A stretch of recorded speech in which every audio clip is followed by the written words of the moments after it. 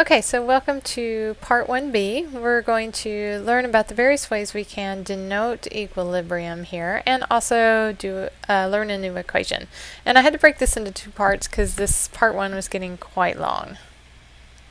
We're going to have lots of subscripts here. And a subscript is really going to denote the type of equilibrium process you're evaluating. And I didn't say reaction because some of these are not necessarily chemical reactions, they're dissociation, so a process. So a process could be a state change, could be a dissociation, could be a solubility, or it could be a chemical reaction. So this is going to apply to a lot of different things. You're going to see many different types of subscripts here attached to K. The trick is to remember that large K, when you have an equilibrium scenario, that's going to be your equilibrium constant. And the subscript is going to tell you how it's being applied. So there's two things that we can see. We can see Kc and Kp, and we're going to talk about those in a little bit in this chapter. C here means concentration. So that's in units of molarity. So that would be the example that we've been doing all along, where we've had our law of mass action and we've had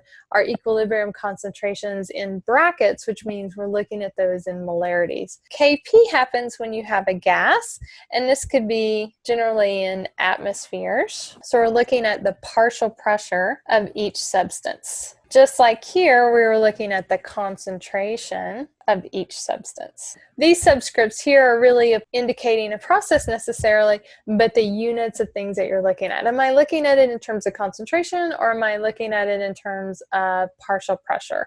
And this obviously you would only apply if you had a gas. Other things that you're going to see with K, Keq, and this just simply means equilibrium. If you didn't already know that large K was your equilibrium constant. K, Sp, and Sp means solubility of an ionic compound. So now we can apply this equilibrium to solubility. I take an ionic compound, I drop it in water, maybe it doesn't dissolve completely, and I have some equilibrium where I have some ions in solution and some that has not disassociated. So that's another K. I could have Ka and Kb, and these kind of go together, and we're going to do this in the next chapter. This means I have an acid, and this is a base. And these are my dissociations. So I have some acid that's breaking apart into hydrogen ion and an anion, or I have a base that's breaking apart into hydroxide ion, so base dissociation. Those are all equilibrium scenarios. I could have Kw, and the W means that this is my auto ionization of water. And you don't have to know these right now, but just recognize that there's all these various subscripts here that I can apply to equilibrium. And this isn't even all of them, but this is where we'll stop right now. Describe sort of what the system is, or what that process is that I'm particularly looking at. So if we go back to Kc and Kp. So let's look at these two here. Kc we've already talked about. Kc is in terms of concentration, but now let's look at Kp.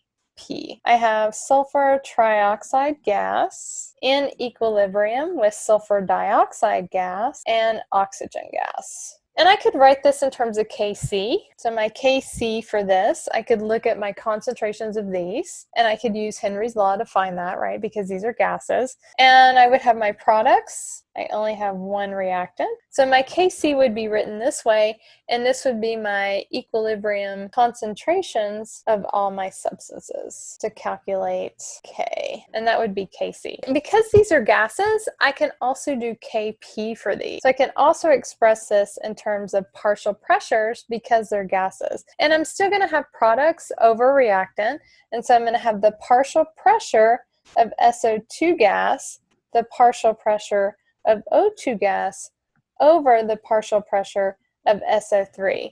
And now I still need to take into account my coefficients. So this would be squared. This is to the 1, and then this is squared. And so this would be my partial pressures, not my concentrations, of all substances at equilibrium to calculate K. So PSO2 would be my equilibrium partial pressure of SO2. PO2 would be my equilibrium partial pressure of O2, and my PSO3 would be my equilibrium partial pressure of SO3.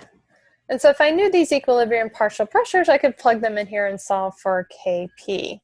Now Kc does not always equal Kp. They can equal, but they cannot equal. So there's really no, you can't say for sure if Kc is going to equal Kp. You need to know a little bit more about the chemical reaction. So you can't make that generalization. It's not quite that easy. And this equation here is going to be an important one because this allows us to relate Kc, so my equilibrium constant in terms of concentration, to my equilibrium constant in terms of pressure. I'm going to add this component here, RT delta N. So because gases are going to behave ideally, I can apply this equation here. And if I know Kc, I can find Kp. If I know Kp, I can find Kc. I need to know the temperature and delta N here. And so delta N is going to be equal to the sum of stoichiometric coefficients of products. So basically, I'm taking the sum of my coefficients of my products. So this would be 2 plus 1, right? Because there's an understood 1 here. And I'm subtracting the sum of the stoichiometric, it's a really long word, coefficient of my reactants. So it takes a lot longer to write that out than it does to calculate it. So here, my delta N for this equation here would be 3 minus 2, so delta N would be 1. That means that Kc equals, or Kp equals Kc times RT. If delta N is 1, then Kp equals Kc times RT. My pressures here must be in atmospheres because this is the ideal gas constant, and that's going to drive your units here. R is going to be my 0.08206 liter atmosphere mole K. This is where your units of concentration are going to come into play. My partial pressures have to be in units of atmospheres. My temperature has to be in Kelvin. So this has to be in Kelvin. And then this is these are all going to be, my partial pressures are all going to be in atmospheres. This also brings into account, are there any units associated with K? There are not. So K is unitless because typically your units are going to cancel out. And even if they don't, it's just by convention that K is not going to have any units. So this would apply to the partial pressures of the gases. When I plug them in here, these must be in atmospheres. If I want to use this equation here to find Kc from my Kp value. So I'd have to calculate Kp with everything in atmospheres, and then I could apply it to Kc. All right, let's do one more example.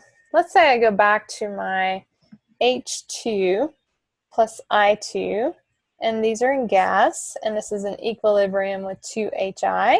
My Kc for this, remember, would be my equilibrium concentrations of my products over my equilibrium concentrations of my reactants. My Kp, since these are all pressure, I can also look at Kp, since these are all in the gas phase, then that would be my partial pressure of Hi squared over my partial pressure of H2 times my partial pressure of I2. And then if I wanted to relate Kp and Kc together, my delta N here would be 2 minus 2, so delta N becomes 0. So in this case, because delta N is 0, Kp equals Kc. This would be RT to the 0. This whole thing falls out, and this is one of those unique instances where these two are equal to each other. So if my delta N, if there's no change in my coefficients, when I sum up my coefficients in my products minus my reactants, if I get a 0, then I have this unique scenario where those two are equal. So that's the only time your Kp and your Kc are going to be equal, is if your delta N is going to sum up to 0. All right, the one other thing I wanted to cover before we left today was heterogeneous equilibrium. And so at this point, I'm going to go to the slides. At this point, we've been looking at everything in the same phase. So I've looked at all of my reactants and all of my products have been in the same phase. They've either been all solutions, so I was looking at molarity of concentration, or they were all in the gas phase. So those were the two options. Heterogeneous equilibrium happens when you have a chemical reaction where now you have things in different phases. So I have gases mixed with aqueous solutions, maybe I have a solid thrown in the mix, and so not everything is going to be in the same phase.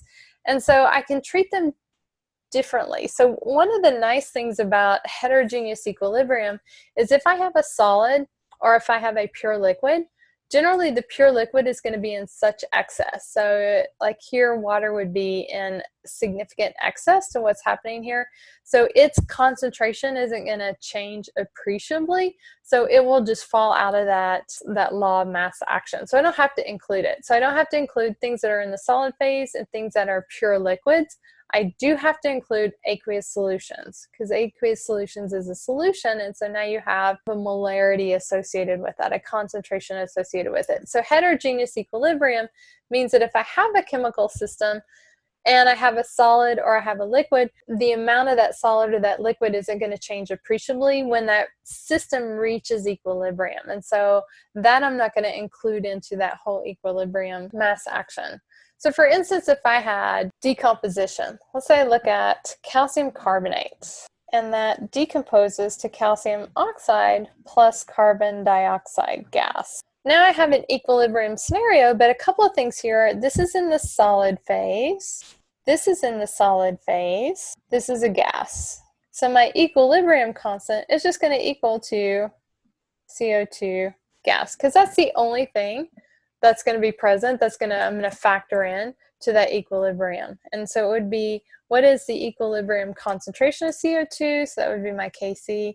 My Kp would be my partial pressure of CO2 at equilibrium. So I could write it either way. What's not going to factor in is my calcium carbonate or my calcium oxide, because my concentrations of these are not going to change appreciably. What I'm going to look at is carbon dioxide gas. So I'm only going to consider gases and aqueous phases in my law of mass action. So solids and liquids you can just ignore. So I have liquid mercury. Mercury is the one metal that exists as a liquid. Let's say I combine that with a solution that has mercury, aqueous mercury ion. Now I'm going to form Hg2, 2 plus, as an aqueous. So my equilibrium scenario for this would look at only the aqueous, only these. So my equilibrium constant wouldn't even factor in this because this is a pure liquid. And these are going to be my smaller components. And so this would be whatever that concentration is at equilibrium, that would be give me my Kc. In this case, I don't have a Kp because these aren't gases, right? So I'm only going to express this as a Kc. So Kp only applies when you have things that are in the gas phase. All right, so that is heterogeneous equilibrium. We're going to stop here. In part 2, we're going to come back and we're going to start doing calculations with these, where we are going to calculate equilibrium constants. We're going to calculate equilibrium concentrations of the substances that are in those reactions, and that's where we're going to start doing quadratic equations. All right, so I will see you guys when we reconvene then.